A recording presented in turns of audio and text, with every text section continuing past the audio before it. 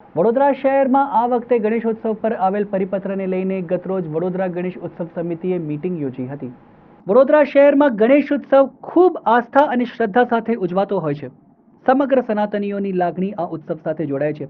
ત્યારે એક મહત્વનો નિર્ણય એ લેવાયો છે કે જો તારીખ 23 જૂન પહેલા ગણેશ ઉત્સવ પર લાગેલ રોક નહીં હતે તો આ વર્ષે તમામ ગણેશ મંડળો ફક્ત સ્થાપના મૂર્તિ બેસાડશે। સાથે જ વડોદરા શહેર મૂર્તિકાર એસોસિએશન દ્વારા પણ એવી જાહેરાત કરવામાં આવી છે કે એમના દ્વારા પણ આ વર્ષે ફક્ત સ્થાપના મૂર્તિ બનાવવામાં આવે।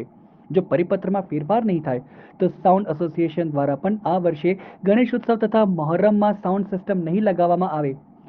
આવનાર તારીખ 23 જૂનના રોજ રવિવારના રોજ પરિપત્રની વિરુદ્ધમાં એક મહારેલીનું પણ આયોજન કરવામાં આવનાર છે। આ રેલી રવિવારના રોજ સાંજે 5 વાગે માંડવી ખાતેથી નીકળી દાંડિયા બજાર ખાતે શ્રી સિદ્ધિ વિનાયક મંદિર ખાતે પહોંચશે અને ત્યાં મહાઆરતી કરી ભગવાનને પ્રાર્થના કરવામાં આવશે કે ગણેશજીના ઉત્સવમાં વિઘ્ન બનનારને તે સદબુદ્ધિ આપે।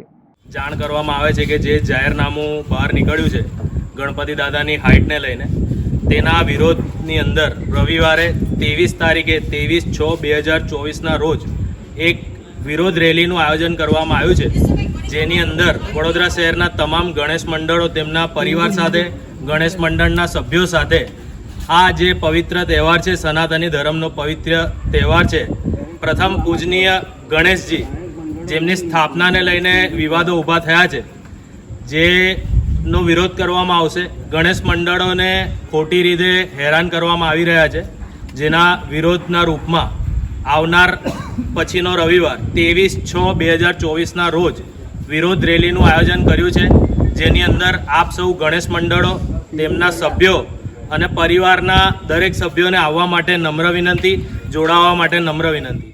ગણેશ મંડળોને પ્રેશર આપવામાં આવ્યું છે કે ભાઈ આ વખતે તમે પીઓપીની 5 ફૂટની ને માટીની 9 ફૂટની મૂર્તિ જ બનાવવામાં આવશે, એના સિવાય મૂર્તિ બનાવવામાં આવશે નહીં। તો આજ રોજના દિવસે અમે અહીંયા પ્રતાપ મણગાની પોળમાં ગણેશ સમિતિની મિટિંગ થયેલી છે અને તેમાં નિર્ણય લેવામાં આવ્યો છે કે ભાઈ દર વખતની જેમ આ વર્ષે અમે કોઈ પણ સત્તાધારી પક્ષ પાસે કોઈ પણ પ્રકારની ભીખ માંગવા જઈશું નહીં।